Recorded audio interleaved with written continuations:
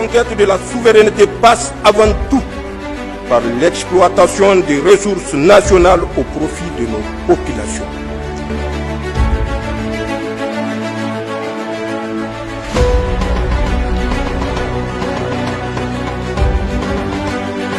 Non, c'est des coûts pétroliers récupérables. Vous avez tout à l'heure donné les chiffres que génère l'exploitation du pétrole. Ça, on a vu en 2020 et en 2024, comme vous avez dit. Oui. On a vu c'est des milliards. Mais en ce moment, eux, les Nigériens, là, ils n'ont rien vu. Ils attendent toujours. Ça n'a rien changé dans la vie des Nigériens. Voilà. Comment on peut expliquer ça? Puisque vous l'avez dit. C'est des milliards que ça a généré. Mais où est passé ça? Pourquoi ça n'a pas eu un impact sur les Nigériens, la vie des Nigériens? En réalité, comme vous l'avez dit, nous produisons du pétrole. Nous aurions pu gagner plus. Parce qu'il n'y a pas un bon suivi des opérations pétrolières par l'État du Niger. Il y a beaucoup de dépenses. D'ailleurs, le cabinet d'audit a rejeté des montants à hauteur de 484 millions de dollars. Ah oui, c'est fait sciemment. Comme des coûts que l'opérateur a à tort considérés comme étant des coûts pétroliers récupérables. D'accord. Non justifiés. Non justifiés. Voilà. Ensuite, il y a double imputation. Double imputation. Oui. Double imputation. C'est-à-dire, quand vous regardez les Chinois, bien sûr. Pour parler d'eux, ils sont logés et nourris. Mais quand vous regardez leur état de paiement, c'est des indemnités de logement. Voilà. Il y a une double mise en charge. Ensuite, il y a un problème, c'est le frais de siège. Les frais de siège. Chaque année, l'opérateur à qui nous avons délégué le pouvoir prend 2% du budget, mais chaque année, à chaque fois qu'il y a audit, l'auditeur dit que ce n'est pas justifié. Soit le montant est dépassé, soit que les dépenses ne sont pas justifiées. C'est quoi les frais de siège? Ça n'a jamais été corrigé.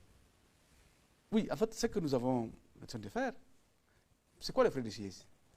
Peut-être que là-bas, au siège de la CNPC, au Pékin et ailleurs, il y aurait des gens qui sont en train de travailler, pour le compte du Niger. Que vous ne savez pas. Qu'on ne sait pas. On n'a pas la preuve du contrat, on ne sait pas qu'est-ce qu'ils ont fait, quel est le volume horaire. Et en ce moment, il y avait toujours un ministère du pétrole qui est là. Oui. Voilà. Donc, nous avons l'intention d'organiser une mission au siège pour vérifier la réalité de ces dépenses-là. Il ne fallait pas commencer par là? Peut-être que, comme je vous l'ai dit, il faut d'abord connaître pour agir. Nous avons 6 mois. Au fur et à mesure que nous découvrons les choses que nous, progressivement, nous allons corriger.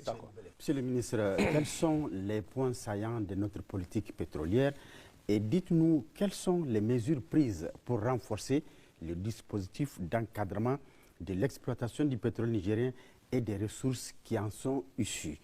À quand une véritable réforme du code pétrolier pour prendre en compte les intérêts de notre pays et l'adapter à nos réalités? En 2018, on a élaboré une stratégie nationale de promotion pétrolière qui repose sur 4 axes. Donc, bientôt, on va la réviser. Nous avons l'intention de la réviser, cette stratégie-là. Le premier axe, c'est développer assez rapidement la production, accroître la production pétrolière de manière accélérée. Puisqu'en réalité, c'est à travers la diversification des partenaires qu'on peut produire du brut. C'est ça la richesse, le brut. Si on a le brut, on peut soit le raffiner, soit l'exporter. Donc, ça c'est le premier axe de la stratégie. Le deuxième, c'est restructurer et assainir l'aval pétrolier.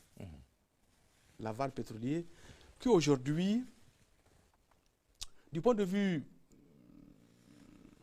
réglementaire, législatif et réglementaire, on n'a pas un code aval véritable. C'est-à-dire, aujourd'hui, ce qui fait office du régime juridique appliqué à la matière, c'est l'ancienne loi de EDI de 1966. En 2014, il y avait une loi réglementant le raffinage, la distribution, le stockage des produits pétroliers, mais qui n'a jamais été appliquée parce qu'elle a pris du décret des décrets qui nous ont été pris. D'accord. Donc aujourd'hui, Ça n'a jamais été pris. oui, ça n'a jamais été pris. Nous avons l'intention de proposer un texte, une ordonnance qui organise le secteur pétrolier aval, qui n'est pas régi par le code pétrolier. Ensuite, maximiser les retombées économiques et sociales du secteur, notamment à travers la promotion du contenu local.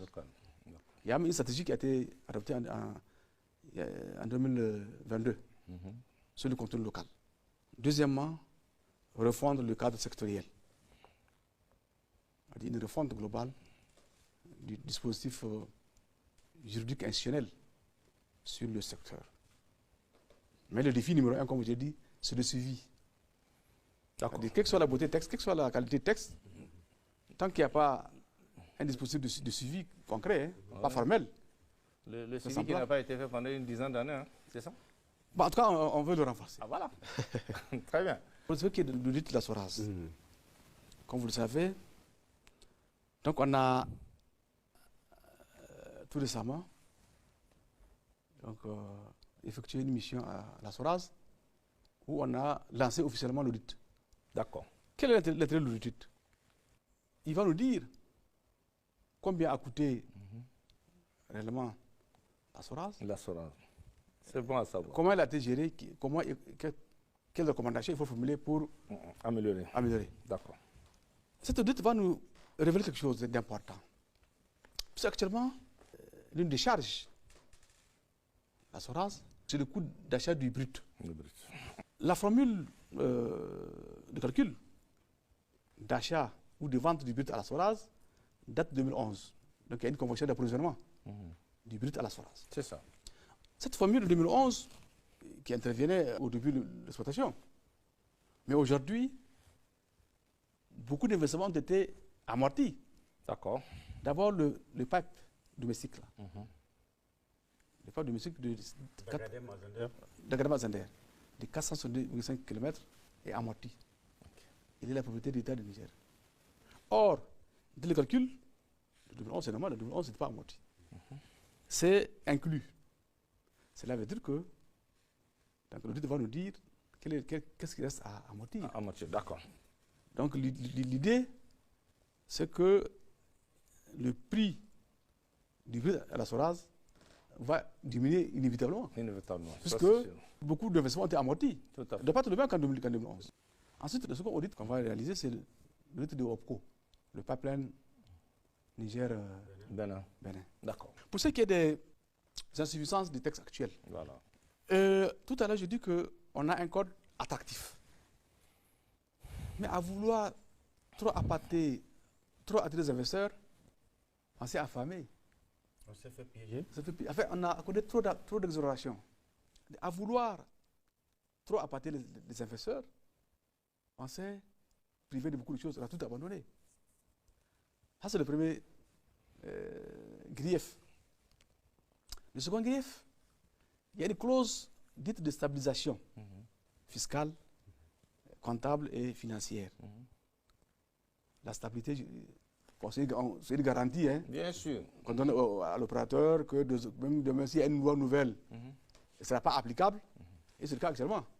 Donc aujourd'hui, la grande AE de 2018 va considérer un avenant. Ça aurait pu être un contrat. Hein. Oui, bien sûr. Mais c'était un avenant. D'accord. Comme c'est un avenant, elle est régie par le code de 2007. Alors qu'elle était intervenue après 2018. Il ne peut pas être appliqué. Comment? Il ne peut pas être appliqué, l'avenant. Non. En fait, c'est quoi la stabilité juridique? La stabilité juridique, fiscale et comptable, et douanière. C'est que, voilà, le contrat a été signé sous l'empire d'un texte déterminé à une époque déterminée. Si demain, il y a une nouvelle bien modifiée, les dispositions du secteur, elle n'est pas applicable au contrat. D'accord. C'est-à-dire on fige. Mais à l'expérience, on s'est aperçu que si les principes doivent demeurer, il faut peut-être un peu le tempérer.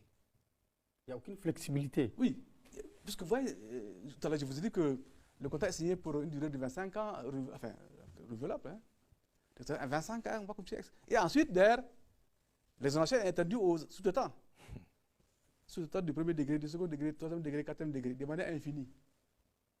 Et malgré tout. À l'opérateur, sous-traitant, sous-traitant, sous-traitant, sous-traitant, sous-traitant. Donc, bref, sur ce plan, donc la stabilité doit être un peu tempérée. Sur le principe doit demeurer, mais il faut l'aménager, comme je l'ai dit, et le limiter dans son champ et dans le temps. D'accord. Monsieur le ministre, pouvons-nous avoir une idée des investissements réalisés à ce jour dans l'exploitation du pétrole nigérien et dans la même lancée, qu'en est-il de l'évacuation du pétrole par le port de Sémé au Bénin? On en a évoqué tout à l'heure. D'accord. On estime que plus de 11 milliards de dollars ont été investis dans le secteur pétrolier. Là, pour un peu éclater, la CNPC dit avoir investi 7 milliards 48 millions de dollars. Sous réserve d'audit. D'audit, oui. Puisqu'on n'a pas audité Bien sûr. la construction des installations. D'accord. Sous réserve d'audit. Ensuite, WAPCO, le pipeline WAPCO, en tout cas, a coûté 2,32 milliards de dollars. Quoi. Ouais. Là également, il faut auditer. Il faut auditer. Parce arrêtez, pour WAPCO, d'ailleurs, Ouais. nous sommes en train de payer sur la base d'un coût prévisionnel, puisqu'on a commencé à exploiter. Bien sûr. Or, Un coût prévisionnel. oui, comme on n'a pas audité, on ne sait pas en définitive combien ça nous a coûté. Ensuite, CAFRA, à peu près 26 millions de dollars. En tout cas, 226 dollars. 300, en tout cas, dollars. CIPEX, Savara, 200 quelque chose, sous réserve de l'audit. Toujours sous réserve. En fait, c'est quoi le problème? Le grand piège dans les 6 mois que j'ai passés, en réalité, le suivi doit être permanent. Voilà. Depuis la phase de prospection, même non, de prospection jusqu'à la phase d'extraction. Ouais. Parce qu'en fait, c'est quoi le problème? Le partenaire on va l'autoriser à faire la prospection, on va l'autoriser à faire la recherche et on va l'autoriser à exploiter. Si on y prend garde, s'il n'y a pas un bon suivi, il peut avoir investi 1 milliard et dire qu'il a investi 50 milliards. Ouais. Et c'est un coût pétrolier. D'accord. Ça va impacter négativement ce que nous, on aura de notre quote-part. Donc, la SONDEP, également, qui est notre joyau national, a investi plus de 6 milliards. D'accord. Voilà. L'acheminement du brut. Voilà, le port de Sémé au Bénin. Donc aujourd'hui, nous avons 14 cargos. 14 cargos. Servis. D'accord. Le 15e, oui, à date. D'accord. Représentant combien de barils? Donc ça représente 14 138 316 barils. Okay. Et la part de l'État est de 3 553 802 barils. Monsieur le ministre, quels sont vos rapports avec tous nos partenaires dans l'exploitation du pétrole et quelle est la contribution de ces derniers dans l'édification d'un système transparent et efficace dans le secteur pour ainsi mieux le pérenniser? Je vais parler ici de leur contribution dans l'organisation des audits, de la lutte contre la corruption et l'édification des règles de transparence et de traçabilité dans l'exploitation du pétrole. On a eu l'impression que depuis une dizaine d'années, c'est un peu de l'opacité qui règne dans ce secteur. Les rapports avec les opérateurs, les opérateurs peuvent penser qu'aujourd'hui, que nous voulons qu'il y ait un équilibre. Ça s'appelle les Français.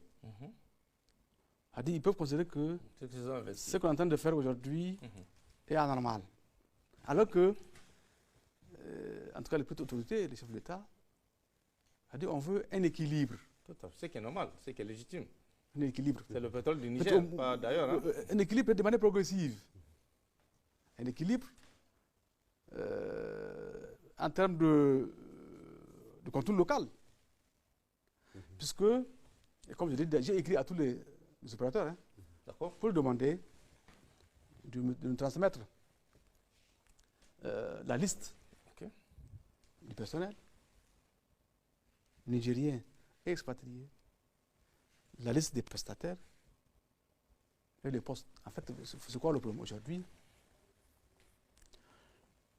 Vous avez parlé de transparence. Je ne veux pas vous dire qu'elle est la reine à la matière. Pour des raisons qu'on avait évoquées tout à l'heure. Peut-être que ça n'a jamais été la reine aussi. Puisque je vous avais dit que, en vertu du contrat d'association, donc l'État et l'autre titulaire ont délégué donc, le pouvoir à l'opérateur pour agir à leur nom. Pardon, comme je l'ai indiqué, à l'épreuve, on s'est rendu compte qu'il y a une asymétrie de l'information. Voilà, d'accord. Puisque il n'y a pas d'équité, d'égalité, d'abord entre employés expatriés et employés nigériens. Et comme je vous l'ai indiqué, pratiquement, c'est pas surprenant. Ok. Parce que c'est la personne qui exprime son besoin, qui dépense et qui se fait payer. Et qui recrute ses prestataires. Donc c'est pas surprenant que dans ces conditions, qu'il y ait ces fluctuations que le rapport de lutte a dénoncé. D'accord. De manière récurrente, on n'invente pas. Ce que nous disons ici est épuisé des rapports de lutte. Pourquoi je dis que notre défi numéro 1, c'est de créer une équité salariale? Parce que non seulement les Nigériens qui y travaillent sont mal payés, ça c'est sûr. mais aussi ils ne sont pas promis. Ils sont toujours à des postes subalternes. Ça c'est vrai aussi. Les députés ménagers, ils sont toujours opérateurs ou laborers. C'est une injustice à réparer, selon vous? Oui, ça à réparer. D'accord. En tout cas, nous avons mis en place des dispositifs pour y remédier. D'accord. Ensuite, par rapport à ce que vous avez dit, puisqu'aujourd'hui, en tout cas, selon le rapport de lutte, l'opérateur n'a pas une comptabilité analytique. En tout cas, on n'a pas un logiciel pour qu'on ait une idée de coût de production. Et du coût d'amortissement. Qu'est-ce que c'est amorti? Puisqu'on dit que, c'est vrai que dans les 7 milliards-là, on dit que plus de 2 milliards sont amortis. J'allais l'oublier. 7 milliards, plus de 7 milliards que la CNPC avait investi, plus de 2 milliards sont amortis. Il faut qu'on ait une visibilité sur ces 2 milliards-là. D'accord. Je demandais quelque chose avant d'aller à l'autre question, sur cette question de transparence dont vous avez fait cas tantôt, puisqu'on a vu pendant 12 ans de l'exploitation du pétrole, il n'y a jamais eu, même à l'Assemblée nationale, on a vu les débats, cette question a été refusée pour poser le problème de l'exploitation du pétrole. Et pourquoi? Parce qu'on aurait dû le faire bien avant. Mais on a vu même à l'Assemblée, ce débat sur l'exploitation du pétrole pendant plus de 10 ans n'a jamais été fait. Et à chaque fois qu'on pose les questions, les gens refusent de débattre. Pourquoi?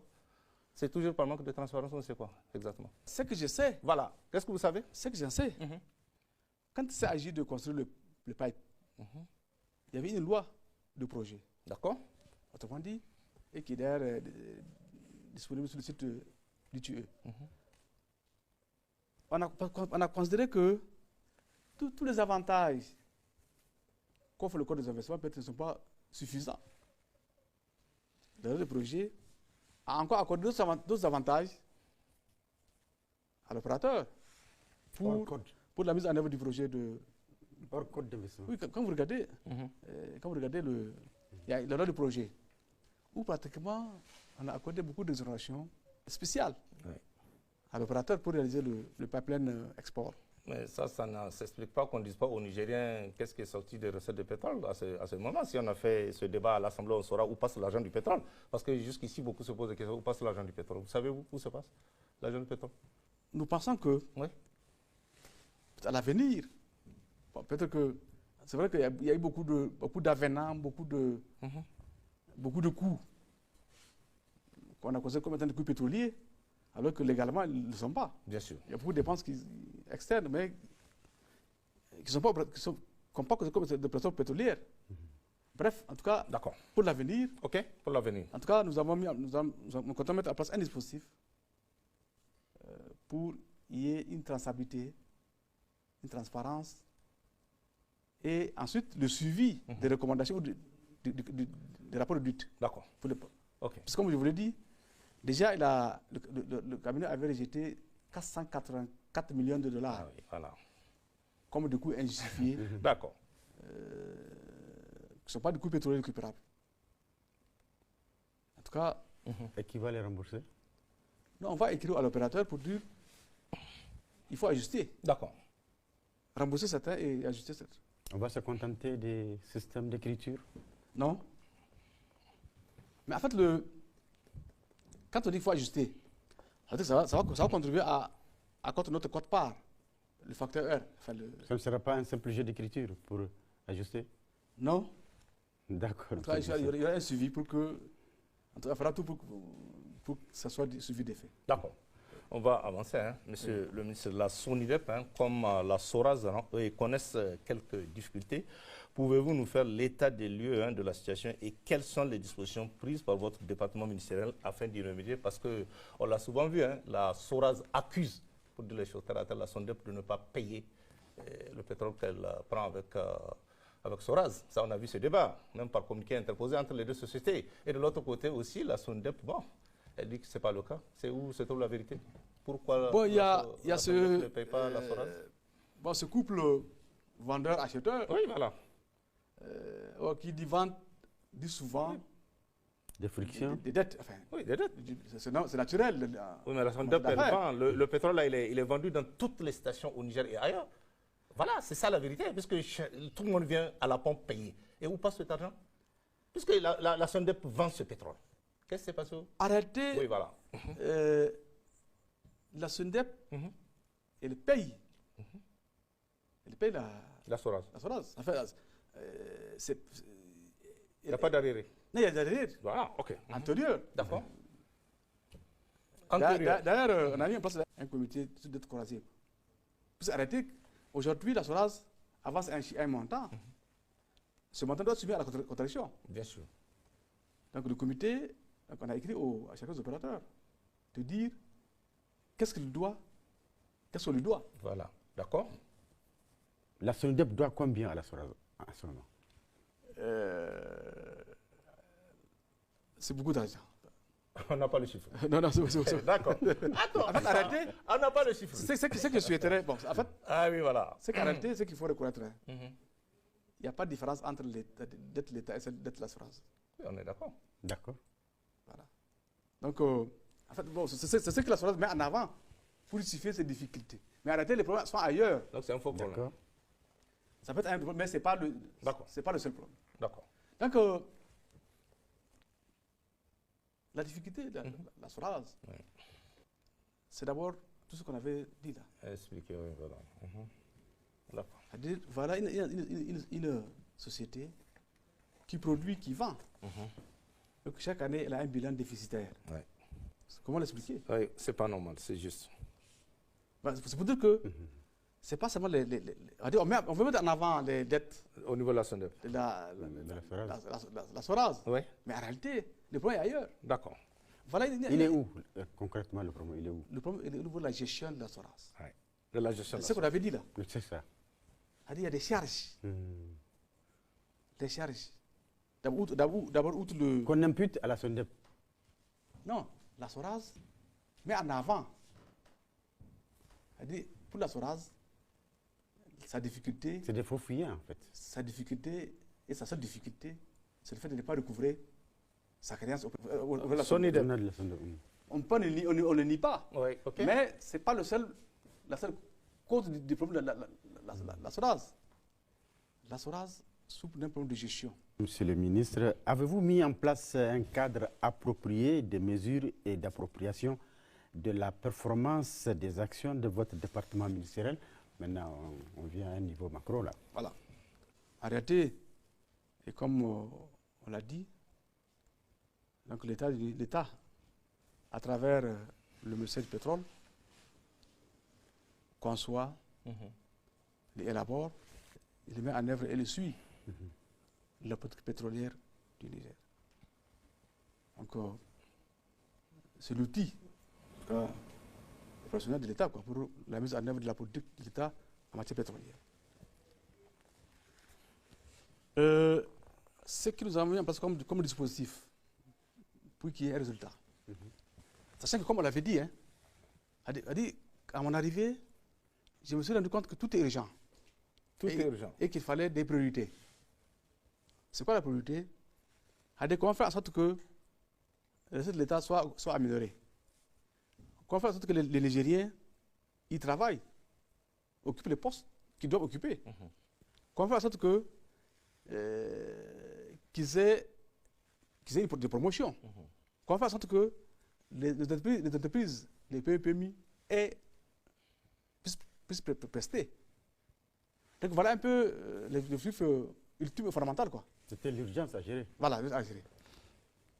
Pour ce faire, ce que nous avons fait, c'est d'abord réorganiser les différents comités, comme je l'avais dit. Puisque tous les opérateurs sous contrat, CPP, doivent transmettre au ministère le programme de travaux et le budget pour l'année suivante. Donc nous avons redynamisé les équipes, puisqu'il y a un échange entre les parties, quoi. Donc les parties, il y a des sous-comités techniques, quoi, par matière, quoi, budget. Voilà. Vous êtes inscrit dans l'anticipation. Voilà. Ensuite, il y a eu des sous-comités techniques, le comité de gestion qui réunit les trois parties. C'est une discussion très chaude. Hein? Cette dépense-là n'est pas justifiée. Oui. Et Dieu merci, en tout cas, ça a permis de d'élaguer beaucoup de dépenses qui étaient injustifiées, que s'il n'y avait pas cette vigilance, ça allait passer. Et ça allait jouer. Ça sert que toutes les dépenses jouent, bien sûr, impactent négativement.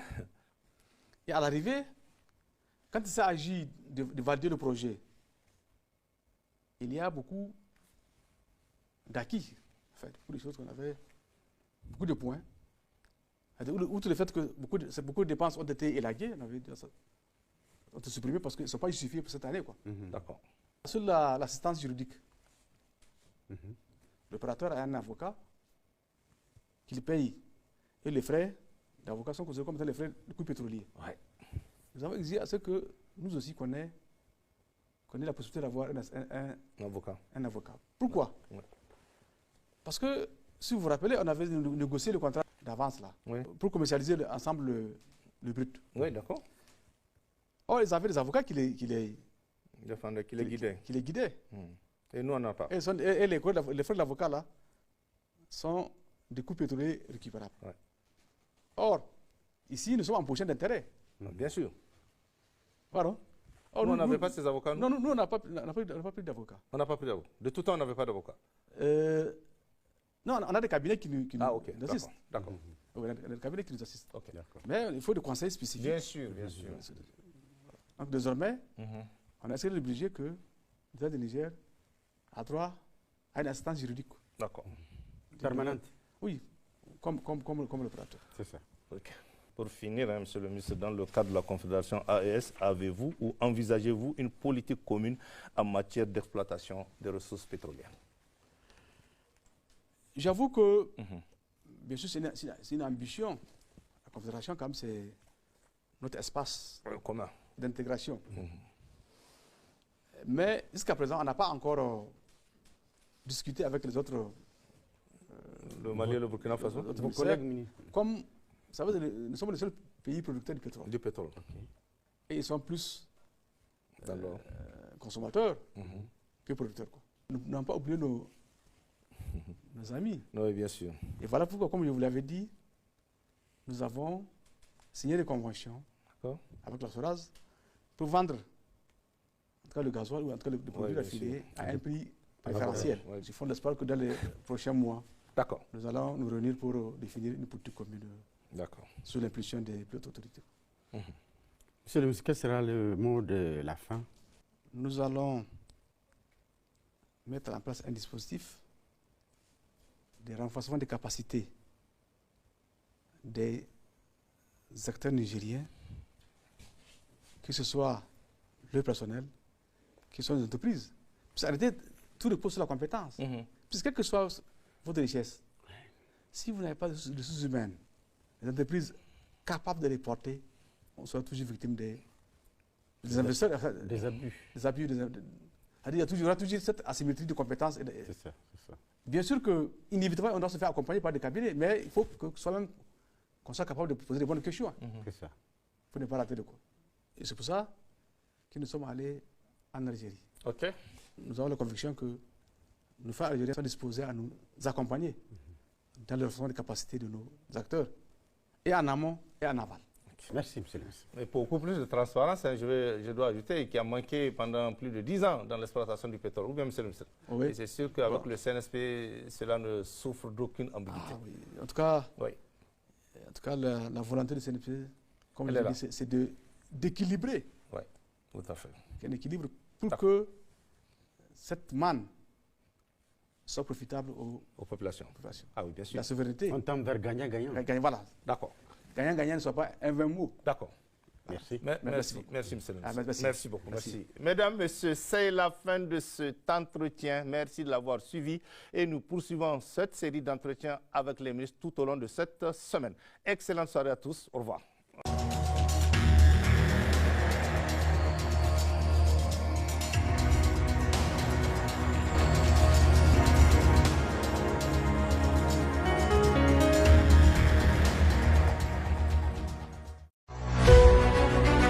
La conquête de la souveraineté passe avant tout par l'exploitation des ressources nationales au profit de nos populations.